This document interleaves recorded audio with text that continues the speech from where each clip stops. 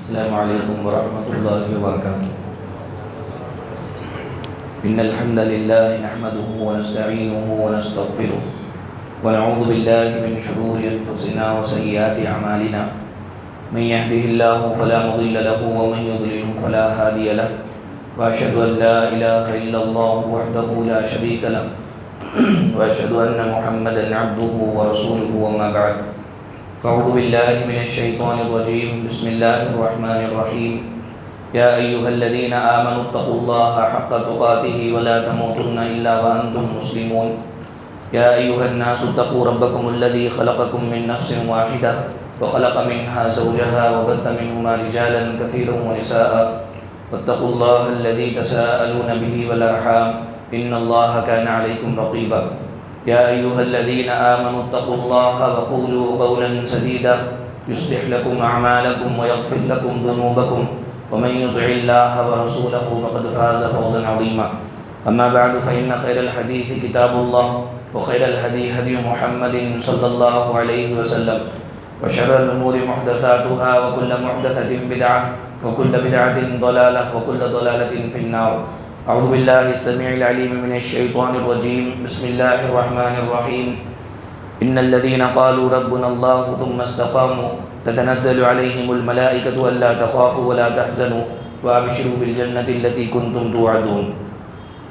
حاضرین جمعہ، دوستوں اور بزرگوں، پردہ ماں اور بہنوں، ہر قسم کی تعریف و توصیف، بڑائی و بزرگی اس پروردگار کے لیے ہی لائق و سزاوار ہے جو سارے جہانوں کا اکیلا پالنہار ہے۔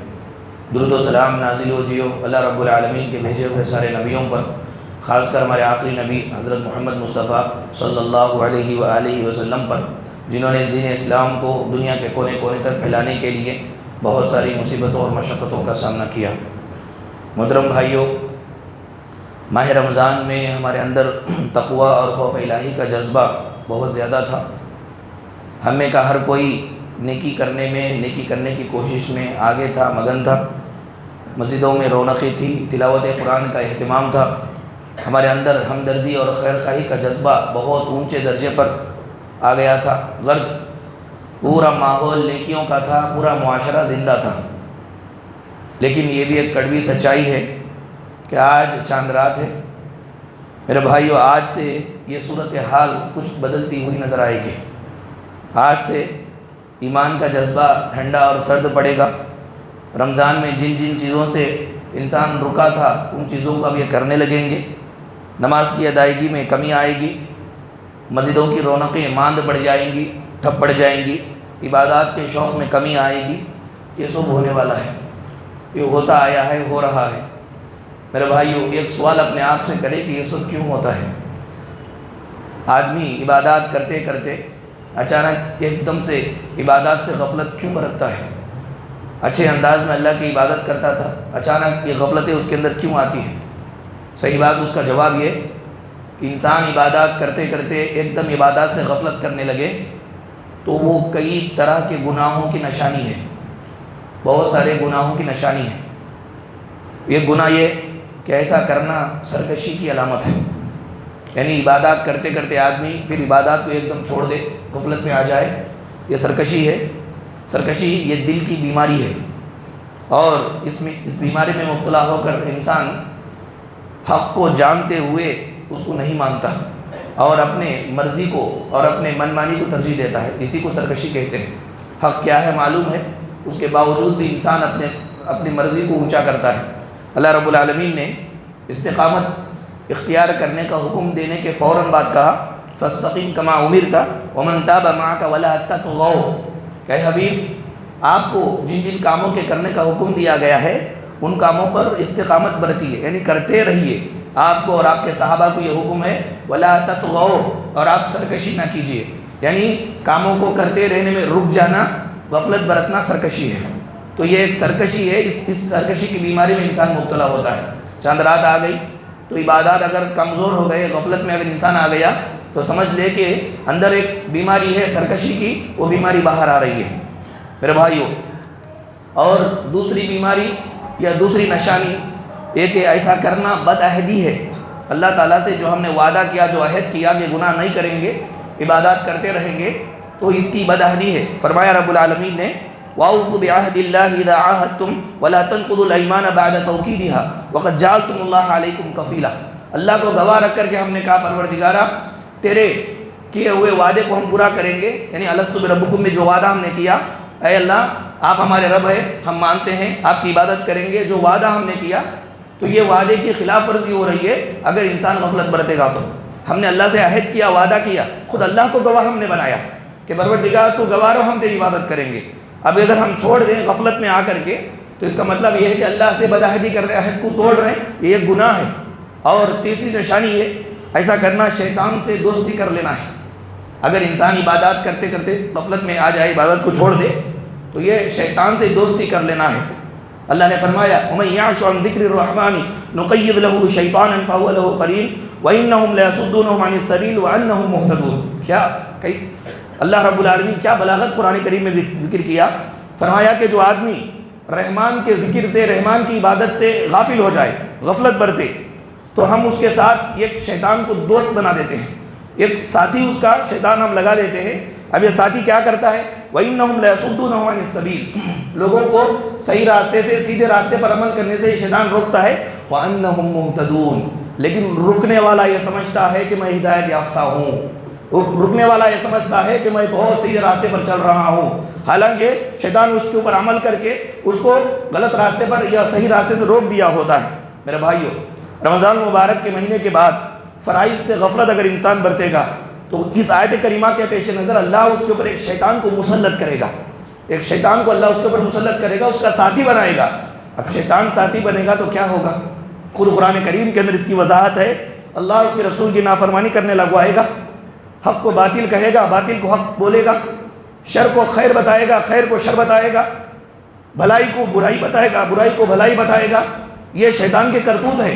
سفید جھوٹ بولتا ہے، بابا آدم کو اس نے نہیں چھوڑا، ہم کو کیا چھوڑیں گا۔ چنانچہ یہ شیطان ساتھی بننے کے بعد اس طرح کے معاملے ہوتے ہیں۔ بھائیو آپ غور کریں، شیطان کا تسلط ہی ہے۔ قرآن حدیث کے اندر جس چیز کی اہمیت بتائی جائے انسان اس چیز کو بے اہم سمجھے۔ اللہ اس کے رسول نے جس چیز کو اہم بتایا اس کو بے اہم سمجھے، یہ شیطان کا تسلط ہے۔ آپ یاد رکھ لیں اس کو، شیطان کا تسلط ہے۔ اللہ رب العالمین سورہ یاسین میں کہتا ہے وَامْتَازُوا الْيَوْمَ أَيُّهَا الْمُجْرِمُونَ، مجرموں آج الگ ہو جاؤ مومنوں سے۔ پھر اس کے بعد اللہ نے کیا فرمایا، أَلَمْ أَعْهَدْ إِلَيْكُمْ يَا بَنِي آدَمَ أَلَّا تَعْبُدُوا الشَّيْطَانَ، اے بنی آدم کیا میں نے تم سے نہیں کہا تھا کہ شیطان کی عبادت نہ کرنا۔ شیطان کی عبادت کون کرتا ہے؟ شیطان کی عبادت نہ کرنے کا مطلب یہ ہے اللہ کی عبادت نہ کرنا، اللہ جس کو اہم بتایا اس کو اہم نہ سمجھنا، شیطان کی عبادت کرنا ہے۔ اللہ تعالیٰ جس کو اہم بتایا اس کو ہم معمولی سمجھے، یہ شیطان کی عبادت ہے۔ یہی بات اللہ رب العالمین قیامت کے روز مجرموں سے کہیں گے کہ کیا میں نے تم سے نہیں کہا تھا کہ شیطان کی عبادت نہ کرنا۔ میرے بھائیو یہ شیطان کا تسلط ہی ہے ہمارے اوپر کہ چند روز عمل کرنے کے بعد انسان اپنے آپ کو جنت کا ٹھیکیدار سمجھنے لگتا ہے، اے جنت پکی اب میرے لیے۔ یہ شیطان کا تسلط ہے، اور یہ شیطان کا تسلط ہے کہ نیکی کی تلقین کی جانے پر اپنے برے کاموں کو چھوڑنے کے بجائے قرآن حدیث سے غلط تعویلات اور توجیحات بیان کرتا ہوا نظر آتا ہے۔ قرآن حدیث کے اندر جو باتیں بتائی گئی ہیں اس کو ماننے کے بجائے، اپنے غلط چیزوں کو چھوڑنے کے بجائے قرآن حدیث کے اندر تعویل کرتا نظر آتا ہے۔ شیطان کا تسلط ہے یہ، اور یہ بھی شیطان کا تسلط ہے کہ عبادتوں سے دوری ہوتی ہے، پھر اس میں ہٹ درمی ہوتی ہے۔ اور یہ بھی شیطان کا تسلط ہے کہ نصیحت کو سن کر کے بھی اثر قبول نہیں کرتا۔ اور یہ بھی شیطان کا تسلط ہے کہ جمعہ کو لیٹ سے آئے گا، جمعہ میں سوئے گا، جمعہ میں سونا، جمعہ میں لیٹ سے آنا، یہ شیطان کا تسلط ہے۔ ورنہ قرآن حدیث کے اندر تو اللہ کے رسول صلی اللہ علیہ وسلم نے جمعہ کو غور سے سننے کا حکم دیا۔ یا سو رہا ہے، مطلب کیا ہے؟ مطلب کیا ہے؟ مطلب یہی ہے کہ شیطان کا تسلط اس کے اوپر ہوا ہے۔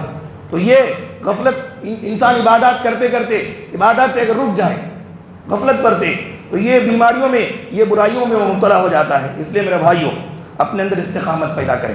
استقامت کس کو کہتے ہیں؟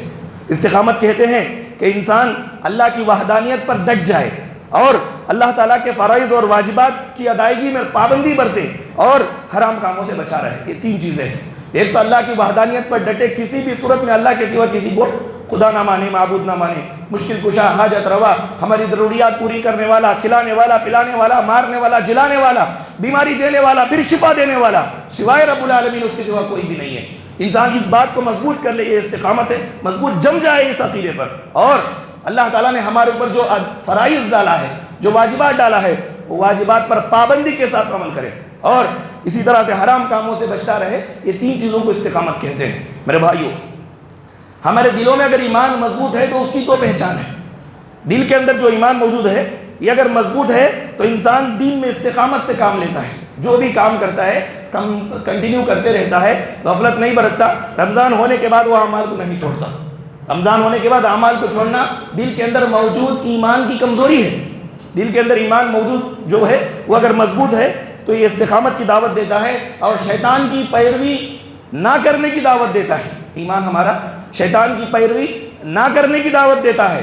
ہر معاملے میں اس بات کو ہمیں غور کریں۔ بھائیوں، رمضان المبارک کا جو روزہ تھا یہ چھوٹا روزہ ہے، اسلام کا روزہ یہ بڑا روزہ ہے۔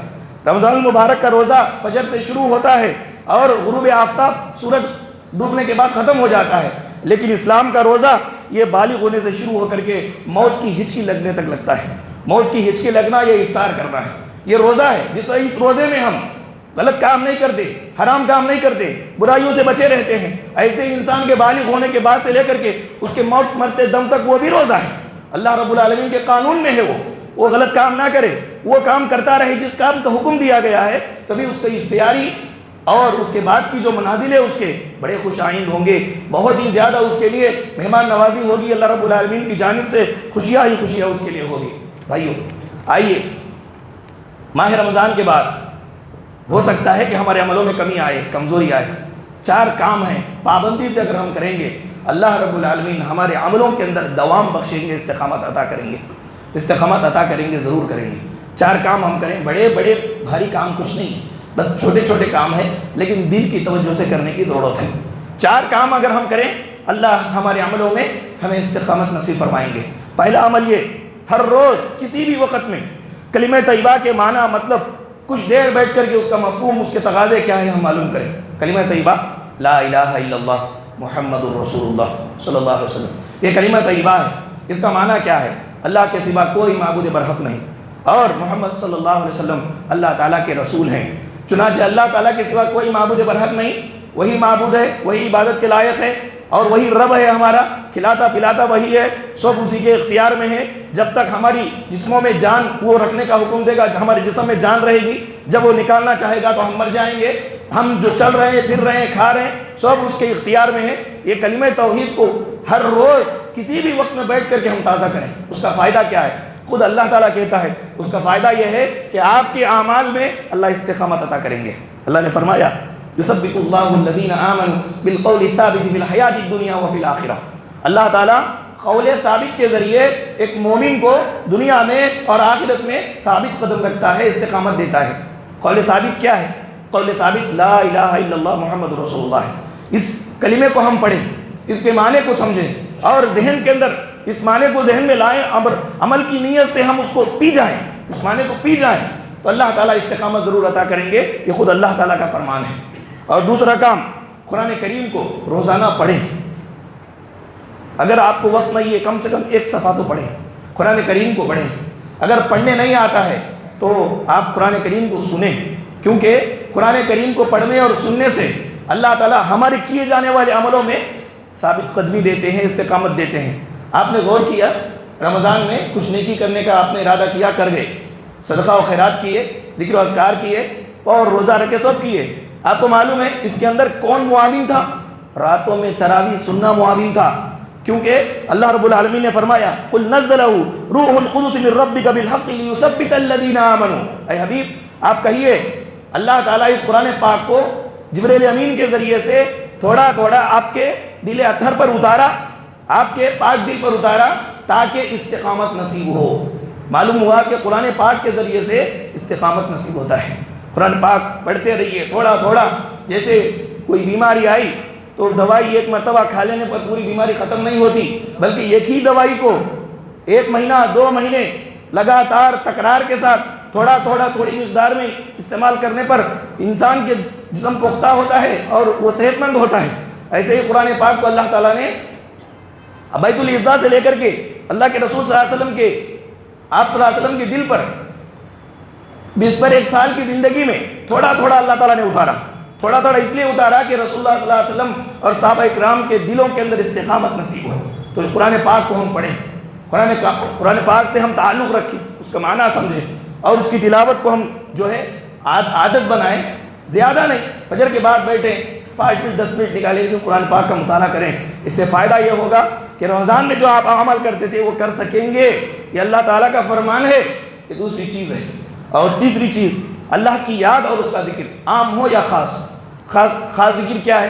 صبح شام کے اذکار ہیں۔ عام ذکر کیا ہے؟ چلتے پھرتے آپ اللہ تبارک و تعالیٰ کا ذکر کرتے رہے، سبحان اللہ، الحمدللہ، اللہ اکبر، زیادہ سے زیادہ اللہ کا ذکر کرے، اللہ تعالیٰ آپ کو کیے جانے والے عملوں میں استقامت نصیب کرتے ہیں۔ ایک دیکھیں، میدان جنگ میں دشمنوں سے جب مدبھیڑ ہو جاتی ہے، دشمنوں سے جب سامنا ہوتا ہے تو اللہ تبارک و تعالیٰ نے استقامت کے ساتھ رہنے کا حکم دیا، استقامت کے ساتھ رہنے کے لیے یہ کام کرنے کا حکم دیا۔ وہ کام کیا ہے؟ فرمایا رب العالمین نے، یا ایھا الذین آمنوا مومنو اذا لقیتم فئۃ، جب تم کسی جماعت سے، دشمنوں کی جماعت سے مدبھیڑ ہو تمہاری، فاثبتوا، استقامت کے ساتھ رہو، پیچھے پلٹ کر کے نہ جاؤ، بلکہ دشمن کو سامنے سینہ سپر ہو کر کے اس کا مقابلہ کرو۔ فاثبتوا واذکروا اللہ کثیرا، زیادہ سے زیادہ تم اللہ کا ذکر کرو، اللہ تعالیٰ تمہیں استقامت سے کھڑا کریں گے۔ تو میدان جنگ میں دشمنوں کے مقابلے میں مضبوط طریقے سے کھڑنے کے لیے ذکر کی پابندی کا حکم ہوا۔ تو رمضان مبارک کے بعد شیطان سے جنگ میں ہم رہتے ہیں، اب یہ جنگ سے جیتنے کے لیے یہ ذکر ضروری ہے۔ اللہ کے رسول صلی اللہ علیہ وسلم نے بیان فرمایا، شیطان اور تم سے ہر روز جنگ رہتی ہے، یہ جنگ میں کبھی تم جیتتے ہو، کبھی شیطان جیتتا ہے۔ فجر کی نماز کے لیے انسان جب اٹھتا ہے، وضو بناتا ہے، نماز پڑھتا ہے، تو یہ تمہاری شیطان سے پہلی جیت ہے، اس کے بعد سے تمہاری جیت ہوتی رہے گی وہ دن پورا۔ اگر تم ہار گئے، شیطان تم کو سلانے میں کامیاب ہو گیا، کانوں میں پیشاب موت کر کے تم سو گئے، نماز نہیں پڑھے، سمجھو کہ یہ تمہاری پہلی ہار ہے، اس کے بعد سے تم کو ہار ملتے رہے گی، اس دن پورا تمہارا بہت سستی میں گزرے گا، غفلت میں گزرے گا۔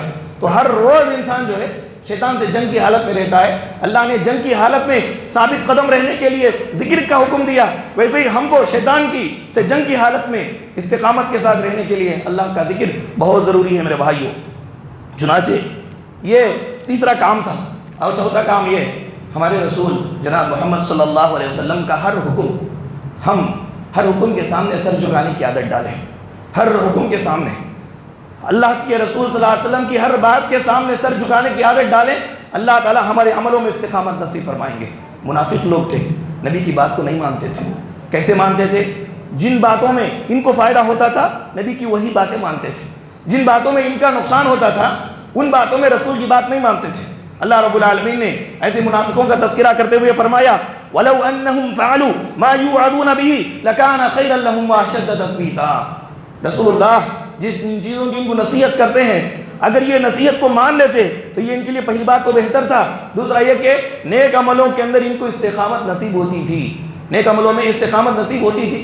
نیک عملوں میں استقامت نصیب ہونے کے لیے رسول اللہ صلی اللہ علیہ وسلم کی پیروی، آپ کے ہر حکم کے سامنے سر جھکانا ضروری ہے۔ شیطان ایسے موقع پر انسان کے اندر آ جاتا ہے اور غیر ضروری چیزوں کو ضروری بتاتا ہے، اللہ کے رسول صلی اللہ علیہ وسلم کی باتوں کاموں کو معمولی سمجھنے لگواتا ہے، انسان اپنی مرضی کے مطابق کام کرتا ہے، جس کی وجہ سے اس کو زندگی میں استقامت نصیب نہیں ہوتی۔ اس لیے میرے بھائیوں، یہ 4 کام ہیں، اگر ہم کریں گے معمولی ہیں، لیکن ہم کریں گے تو ماہ رمضان میں پروردگار نے جو عبادتیں کرنے کی ہم کو توفیق دیا ہے، وہ سب عبادتیں باقیہ 11 مہینوں کے اندر بھی اللہ تعالیٰ ہمیں کرنے کی توفیق دیں گے۔ میرے بھائیوں، ہر چیز کی روح ہے، روح کے بغیر کوئی بھی چیز نہیں ہوتی، انسان ہے تو اس کی روح ہے۔ ایسا روزہ ہے، روزے کی روح کیا ہے؟ اہل علم میں لکھا ہے کہ روزے کی روح یہ ہے کہ رمضان میں کیے جانے والے اعمال ہم باقیہ 11 مہینوں میں کرتے رہیں، یہ روزے کی روح ہے۔ اگر ہم باقیہ 11 مہینوں میں رمضان میں کیے جانے والے اعمال نہ کریں تو ہمارا روزہ مردہ روزہ تھا، روزے کی روح نہیں تھی۔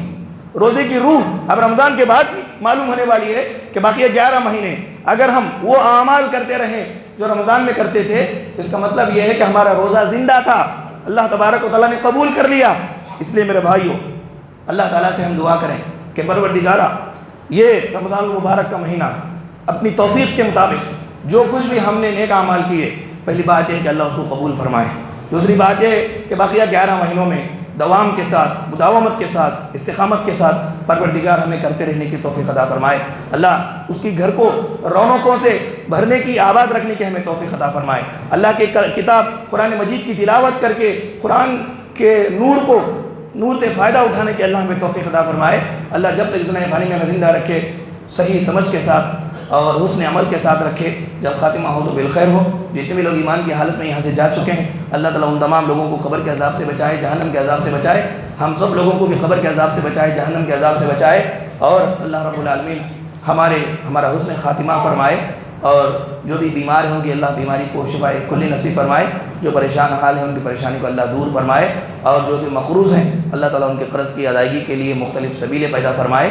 آمین وآخر دعوانا الحمدللہ رب العالمین۔